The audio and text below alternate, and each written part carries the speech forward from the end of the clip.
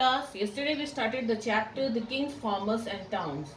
So today we will start the topic that is the earliest state.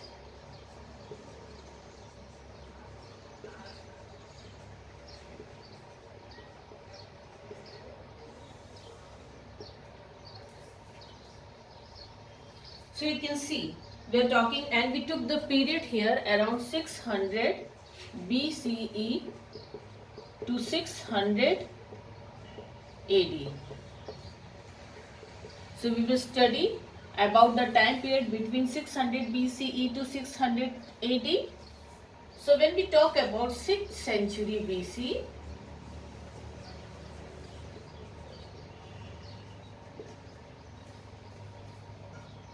it occupies a significant place in the history of India.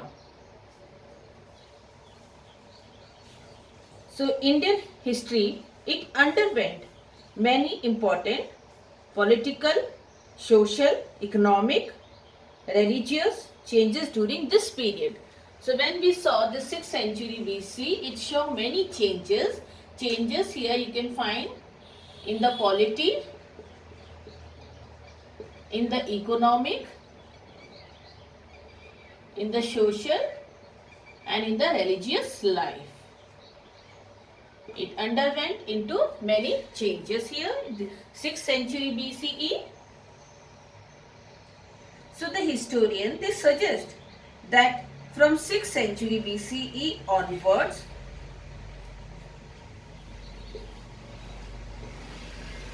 use of iron. Okay, you will see that the iron came into a wide use in the eastern Uttar Pradesh and in the western Bihar.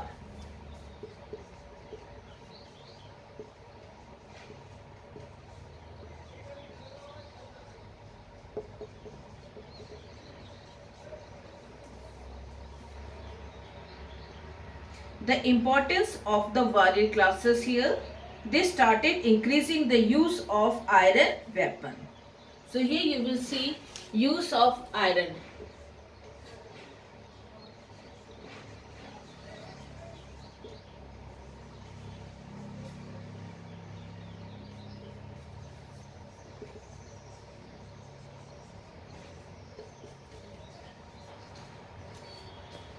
So you will see here the importance of the warrior class here started increasing with the use of iron weapons.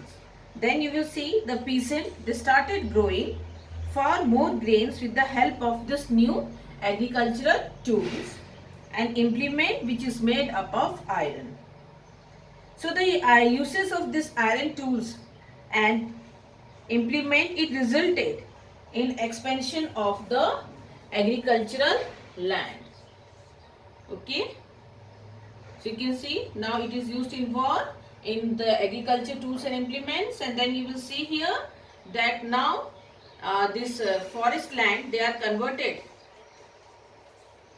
into arable or agricultural land with the use of this iron that was invented around 1000 BC. So you will see the extra product, it helped fulfilling the needs of the town. The military strength started growing formidable with the use of iron weapons, and the warrior, they became engaged in the expansion of their territories. So it encouraged the establishment of large empire, and when we talk about this period, it witnessed the growth of several system of thought. If we talk about religious, okay, so here you will see the growth of Jainism and Buddhism.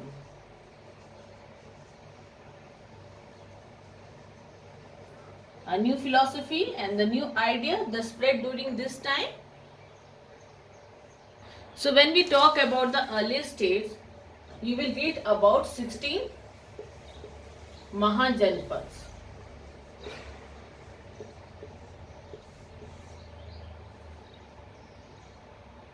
So here you can see This Janpad is a word that is used in both Prakrit and in Sanskrit.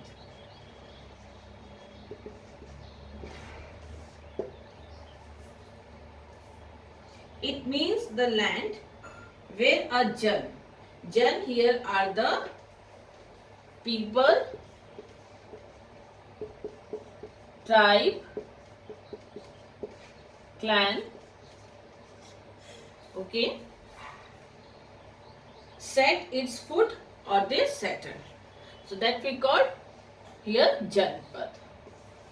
So you will read about the earliest states, the 16 Mahajanpad, okay, and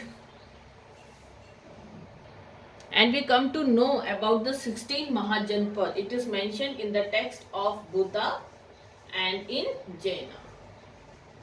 A very important text here, Anguttara Nikaya, which talk about the 16 Mahajanpad. Okay, so here you will see the name of some important Mahajanpad as Vajji, Magadh, Koshal,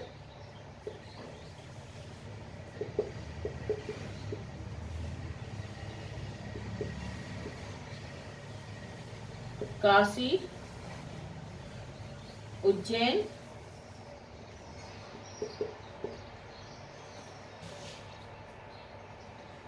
Kuru, Panchal,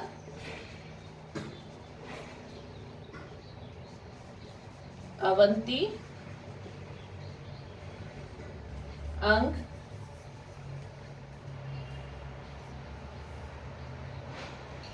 Mal, Vats, Chedi, Sursen, Matsya, Ashmak, Gandhar and Kamboj. So these are the 16 Mahajanpad.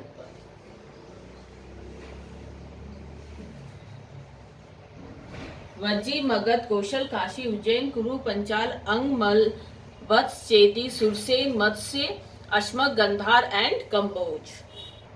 So when we talk about these 16 Mahajanpad, okay, some were republic and other were monarchies. Like Vajji, Kuru, Mal, Sursen were republic. Okay. Here you can take example of Vajji, Kuru, Mal, Sursen. They are republic, and you will see Magadh, Vad, Avanti, Koshal were the renowned monarchies. Okay, very important. Magadh, Vad, Koshal, Avanti.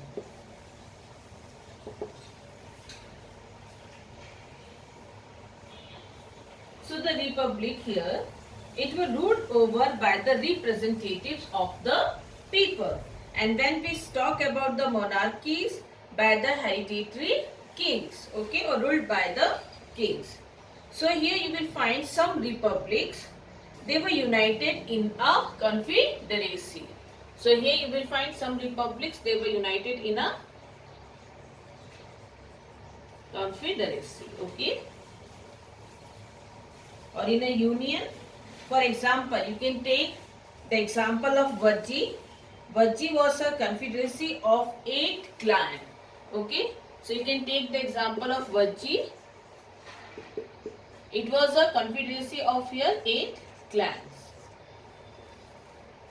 in which you can see Videsha, Lichavi and Jantrika were the most well-known clan. So they were known as Ashtakulik. Okay, so when we talk about this, they are known as 8 clan Ashtakulik.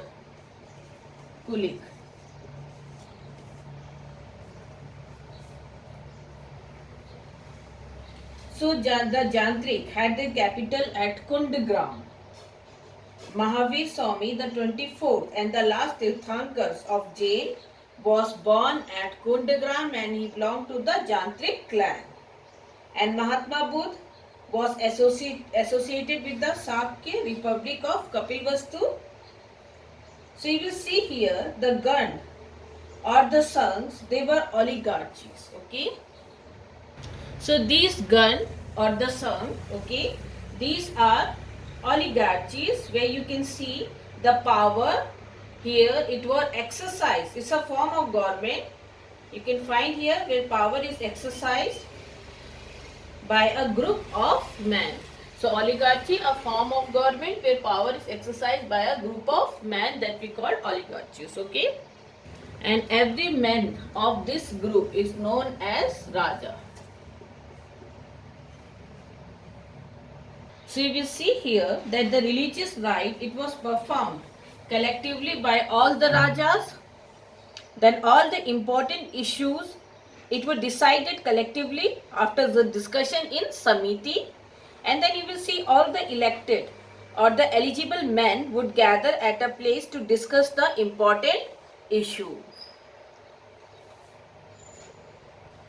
All issues, they were decided by a majority of votes and members were free to express their viewpoints. Okay, the matter for the discussion, it was placed before the assembly and it was debated, and if a unanimous decisions could not reach, it was put to a vote.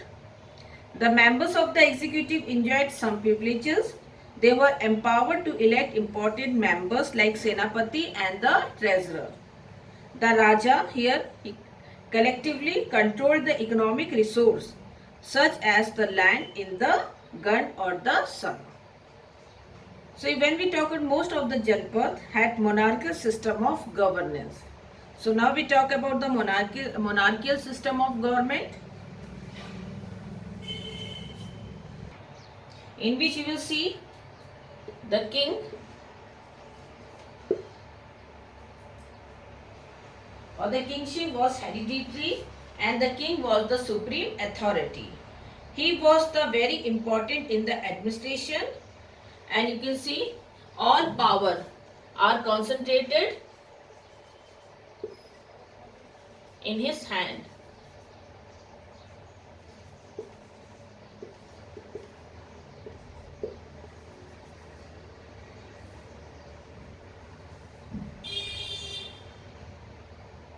And he exercised an absolute control on all the department of administration. Despite of his immense power, the king could not do whatever he liked. He had to follow the law of the country and he had to govern according to the custom of the land. So there was a council of advisors to advise the king in administrative matters.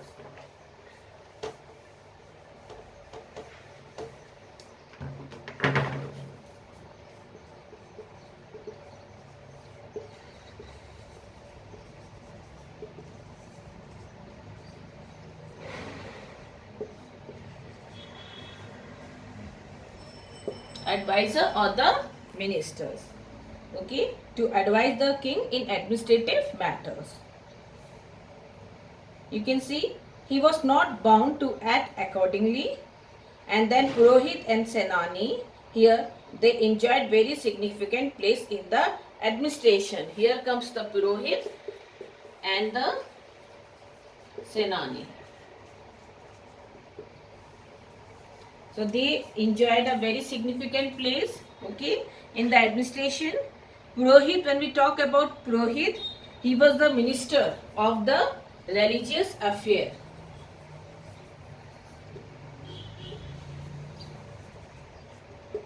And when we talk about Senani, military affair, was the highest official of army. So he would advise the king on the matters like military organization, war, and making or violating the peace. So if you talk about every Mahajanpad, they had a fortified capitals. As you can see in the map, okay, in your book, in order to make it secure against the external offensive, it had become imperative to fortify the capitals. So beside the fortified area perhaps helped run the administration smoothly, some kings, in order to display their power and resource, they would build a tall, huge and imposing wall around their capitals. Some kings started organizing large armies in order to secure their kingdom and to maintain law and order. So the soldiers here were recruited on a regular basis. They worked throughout the year and were paid regular wages. It seems that some payments were made in punch-marked coins.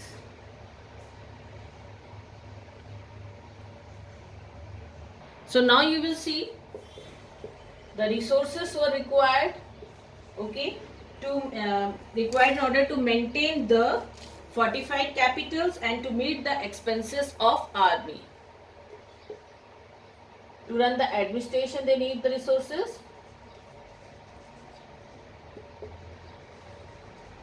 Okay, for army, for fortified capitals. Okay. So administration could not be done smoothly without this sufficient economic resources. Even you will see the Brahman, if they begin to compose the Sanskrit text that is known as the Dharam Sutras from the 6th century BC onward, and when we talk about here they begin to write the Dharam Sutra. Okay. So what is Dharam Sutra? They laid certain norms or the rules. Okay. And other social categories were laid down in these texts.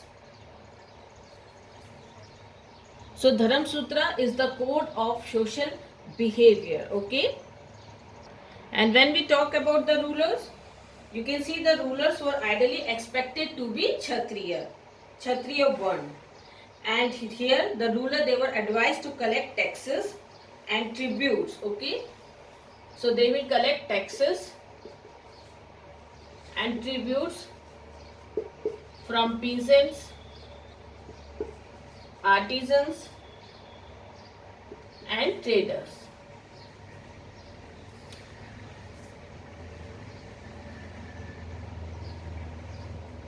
However, it cannot be stated with certainty whether the pastoralist and forest peoples were taxed or not. So of all the taxes, you can see the land tax was the most significant, as majority of the people were cultivators. So very important taxes here are the land taxes.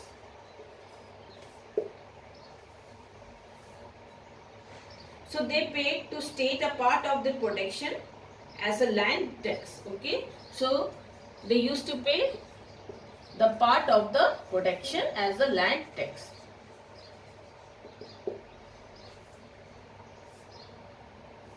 Generally, it was 1/6 of the total production. And it was known as Bhag. Wealth was also procured by raiding the neighboring states. Then you will see it was recognized as a legitimate means of acquiring the wealth. And gradually some states organized their regular armies and bureaucracies. So it is worth mentioning that some states still continue to depend on militia. They recruited the soldiers as per requirement and not on regular basis. And the recruitment were generally made from the peasantries. So of all the 16th Mahajanpad, okay,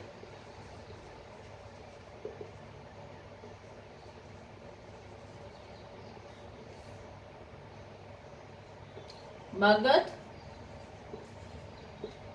Kosi, Koshal, Vats, Avanti. So these were the four prominent ones. And the political history of India from 6th century BC onward is in the fact the history of struggle for supremacy among these states, okay, among these Janpad, Mahajanpad. Then ultimately we will find Magad. It emerged victorious in the struggle, and by the 5th century BC, it became the most powerful and the largest state of India. So if we talk about 16th Mahajanpad, you saw the 4th Mahajanpad, they were the most significant or the prominent one, in which you can see Magad, it emerged as a most powerful Mahajanpad. Okay. And the Magad Empire, it played a vital role in the politics of India till 4th century BC. So what are the factors, okay, that lead to the prominence of Magad?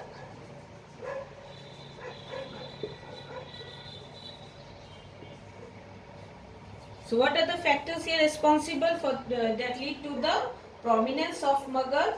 So here you will see, first we talk about the strategic location.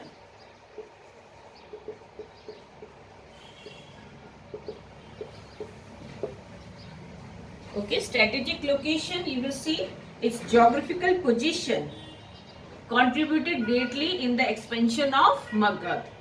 Then you will see the Magad Empire, it was bounded on the north by Ganga, on the west by river Son, and on the east by river Champa. So you will see from the three sides it is bounded with the river. From the north it is bounded with Ganga, and from the west Son, from the east it is bounded with river Champa, and then in the south you can find here the Vindhya guarded it on the south. So the Magad Empire, it was secure from all the sides, as you can see here, as far as the strategic location is concerned. And then both the capital of the Magad Empire, Rajgir and Patliputra, it was situated at a very strategic point. So here when we talk about the capital also, Rajgir, Patliputra,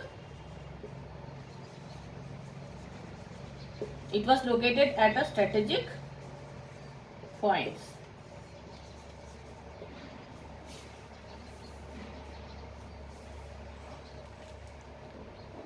Surrounded by a group of 5 hills, okay, Rajgir, it had become quite impregnable. Then you will see Patliputra, it was situated at the confluence of the river Ganga, Gandak and the Son. But even Patliputra, it occupied a pivotal positions commanding communications from all the sides. Then you will see, according to the early Buddhist and Jaina writers, the rulers, okay. First we talk about the strategic locations.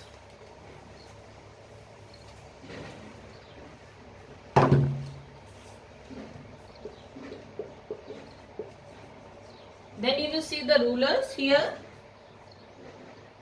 like Bimbisar, Ajashatru, Mahapadmanand. They made a remarkable contribution in the expansion of the empire.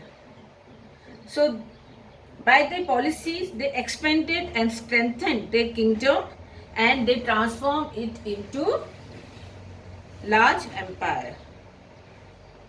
So here you will see the rulers, they are capable, they are efficient rulers, who build the empire, who extend their empire.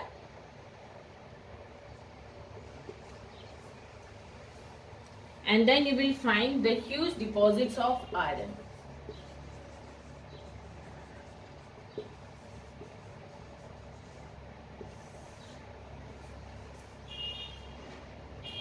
So the huge iron deposit, In modern Jharkhand, you can see it played a vital role in the expansion of the Magad Empire. So richest iron deposit here was situated not far away from Rajgir, the capital of Magad. So the ready availability of the rich iron ores in the neighborhood of the capital enabled the Magad kings to make themselves equipped with the effective weapons. Okay, and on the other, the effective iron weapon were not easily available to their rivals.